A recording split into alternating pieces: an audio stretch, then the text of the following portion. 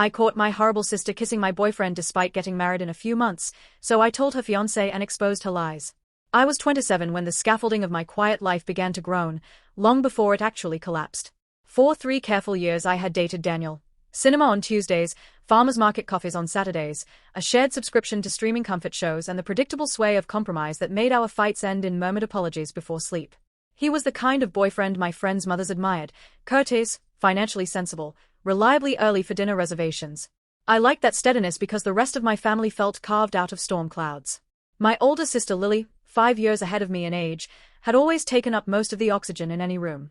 She collected successes the way childhood me collected library stamps, lead parts in school plays, scholarships, the job at the glossy architecture firm. She even collected love in the same tidy fashion. 6 years ago she met Ethan at a friend's barbecue, a gentle commanding man who designed eco-friendly furniture and laughed with his whole torso. Within a week she was introducing him at Sunday lunch. Within a month he was planning surprise weekends away. In a few months' time, the two of them were due to be married under a handmade willow arch on the lawn of our grandparents' house in Dorset. I used to joke that Lily's life ran on the kind of timetable train companies advertise but never deliver. Everything arrived exactly when it was supposed to. Meanwhile I measured my milestones by her yardstick and told myself that comparison was harmless sibling fuel. I buried the hot cold truth, that I was constantly dimming myself so I would not compete with her wattage. My parents never asked me outright to do so, they simply sighed in relief whenever I stepped back. I cultivated the softer job, copy editing for a mid-size publisher, because someone had to be the flexible one. I chose the modest one-bed flat in Richmond instead of the bigger place I could technically afford. I even kept my relationship at a simmer, convincing myself I was taking things slowly, when part of me suspected Lily's timetable had left me no space on the tracks. Daniel and Lily bonded quickly. Too quickly, if I were braver with hindsight. At first it was sweet. On family holidays they discussed playlists and swapped sci-fi novels. At birthday dinners they invented inside jokes about reality shows I never watched. I felt pride that my boyfriend and sister understood each other's irreverent humor. Whenever an anonymous-looking red flag unfurled, it was already halfway folded again by the next cordial gesture. Lily was engaged, after all, and Daniel declared himself a loyal man. I scolded my flickering jealousy the way you swat a moth circling a reading lamp. It's only light, nothing dangerous. The invitation to wedding plan together arrived on a frost-glazed January morning. Lily phoned to ask if I could help choose table linen colors. Her voice buzzed with caffeine and deadlines. I said yes. I always said yes. In the following weeks we texted moodboard photos and argued mildly over peony shades versus wildflower bunches. Daniel contributed the occasional meme about tulle, laughing that he would never willingly wear a suit again after the big day, so Ethan had better appreciate the sacrifice.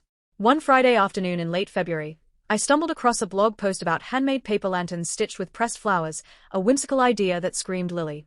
Excitement propelled me out the door before I considered time or traffic. I drove the 20 minutes to her townhouse on impulse, rehearsing enthusiastic descriptions of how candlelight could flare through marigold petals.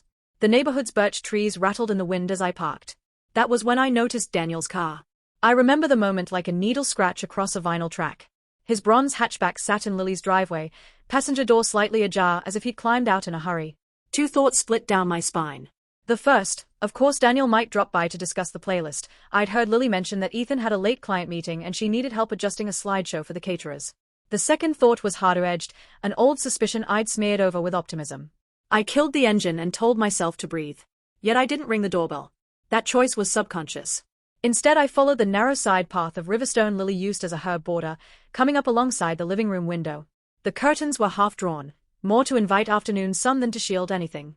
I heard a throaty laugh I recognized as my sister's, and then came the vision that sheared through my certainty. Lily on the sofa, her knees folded under her like she always sat, Daniel leaning in with familiarity, and their mouths meeting at the center. Time kinks in these memories. I might have stood there 10 seconds or 10 minutes. The world outside the glass seemed muffled, my pulse drowning any other noise. I saw Lily's hand cup Daniel's cheek, an intimate gesture I had thought exclusively mine. I saw Daniel's shoulders relax, as if kissing in my sister's lounge were the most natural after-work activity 2 people could share. Tears did not come. What came was a singular clarity, a sensation of being prized open. My phone was already in my palm. I'd planned to show Lily lantern pictures, and photography muscle memory took over before morality could intervene. One click captured them in profile, bodies angled close beneath the framed architectural sketch Ethan had gifted Lily last Christmas. Then I was backing away. My shoes scuffed the stone path. No one heard. I retreated to my car, throat aching with swallowed sound. I did not start the engine. For perhaps half an hour I clenched the steering wheel, photographing nothing but the dashboard as thoughts sprinted. Betrayal registered second. First came bewilderment at how carefully I'd edited my own perception for years. What should I do? There was an etiquette in my family. Conflict gets plastered with silence until it resembles politeness. I could pretend ignorance, navigate the next holiday with brittle smiles. I could confront Lily privately, salvage reputations at the cost of my peace. Yet another truth sprouted. I was exhausted with my life-supporting act script. By the time dusk leaked orange light over the road, I knew which knot of courage I intended to pull. Ethan deserved to know. That decision held a brutal symmetry. If Lily's betrayal threatened to ruin one wedding, perhaps honesty could save him from building a marriage on deceit. That night I asked Daniel to meet me for coffee the next morning, claiming I needed help choosing a houseplant for my desk. He agreed, oblivious.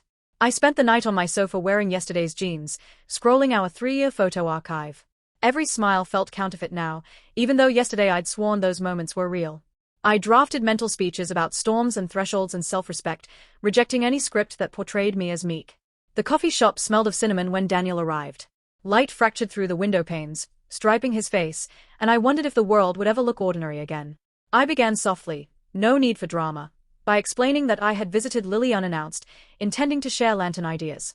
I watched recognition bloom in his pupils like ink in water. Before he could protest, I slid my phone across the table. I had already cropped the edges. The damning image was centered. Silence widened. Daniel exhaled, a single harsh sound, then pressed fingers to his brow as if a migraine sprang fully formed. There were no raised voices. He told me it had been a moment of weakness, that nothing else had happened before or since. I imagined him rehearsing those phrases, the luxury of preparation I'd been denied. I said little. My conclusion was concise. Our relationship ended there, not with a fight but with a resignation letter. He tried to apologize. I said I believed in actions more than confessions. We left the coffee shop separately. My cup steamed untouched. Breaking news to Ethan demanded logistics. Lily and he shared the townhouse, but he commuted to his workshop on the outskirts twice a week. I phoned to ask if he could spare 20 minutes after work, framing it as errand talk. He sounded cheerful, teasing that wedding tasks multiplied like rabbits. Guilt pricked, though I reminded myself culpability was not mine to cradle. That evening, March 1st, the city's streetlights shimmered on wet asphalt as I parked beside Ethan's workshop. The building smelled of cedar and varnish, comforting scents that almost derailed my resolve. Ethan hugged me hello, dusting sawdust from his apron, and made tea in enamel mugs. I had rehearsed my opening sentence but not the shiver that gripped me when I spoke. Something happened yesterday, and I have evidence. He set his mug down slowly. I explained chronologically, my impulsive visit, Daniel's car, the window, the photograph. I slid the phone across the workbench the same way I had done that morning. Ethan's expression barely changed. He stared, shoulders locked. When he finally inhaled, it sounded like a cracked board splitting cleanly. He said thank you, which shocked me so much I almost wept. Gratitude felt out of place.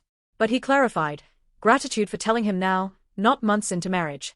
Gratitude that truth, however hideous, was still truth. In the days that followed, Ethan acted with the kind of efficiency Lily usually cornered the market on. He contacted venue planners, cancelled deposits, emailed guests, issued dignified statements about unforeseen personal circumstances. Rumor vines sprouted, yet he refused to gossip. Our parents were stunned. My mother cried in the conservatory while I rubbed her back, feeling strangely adult. Lily attempted damage control. Frantic text to Ethan, strategic silence toward me, a voicemail to Daniel I overheard because he played it on speaker in our once-shared flat while fetching the last of his belongings. Her voice was a ragged whisper. Daniel did not reply. He shut the door behind him and left me the apartment key without meeting my eyes. It would be poetic to say Lily and I confronted each other in some climactic reconciliation scene. Real life prefers anticlimax. She sent one message. Claire, can we please talk when things calm down? I typed 3 drafts of refusal before choosing the simplest honesty. Not yet. I need space. Months later, I understand that text as the boundary I never believed I could draw. Friends asked if I felt victorious. The notion appalled me. There's no triumph in witnessing love rot. Yet there was relief like the long-denied first breath after surfacing from underwater. For the first time since childhood I was not orbiting my sister's gravity, I was charting my own coordinates. The loneliness surprised me, but so did the exhilaration. I moved to a larger flat near the river, sunlight pooling on hardwood floors, walls bare for art I had promised to buy when I felt ready. I joined a rowing club because rowing was Lily's sport at university and I wanted to reclaim the feel of oars cutting water for myself. I spent weekends exploring antique fairs, budgeting for once in my own interests rather than joint savings destined for joint futures. Healing, I discovered, is seldom cinematic. It is progressive quiet. It is washing dishes alone and realizing the silence does not threaten you. Ethan and I remained in sporadic contact, bonded by unwanted membership in the fraternity of collateral damage. One afternoon he mailed me a small box. Inside lay a single pressed marigold sealed in resin, turned into a pendant. His note read, "Light can pass through what tried to burn us." I do not know where Lily and Daniel's paths now curve. Rumor says they tried, briefly, to translate their affair into a relationship, but the language collapsed under their guilt syntax. A year later Daniel relocated to a job in Bristol. Lily transferred offices, throwing herself into skyscraper blueprints that scraped at contrition. Our mother keeps hoping we will reconcile at Christmas. I will decide when forgiveness feels like freedom rather than obligation. Spring passes. Basil sprigs punch bright green on my kitchen sill. On weekday mornings I walk to work along the river and watch rowers slice mist. The ache has settled into a pale scar, no longer raw.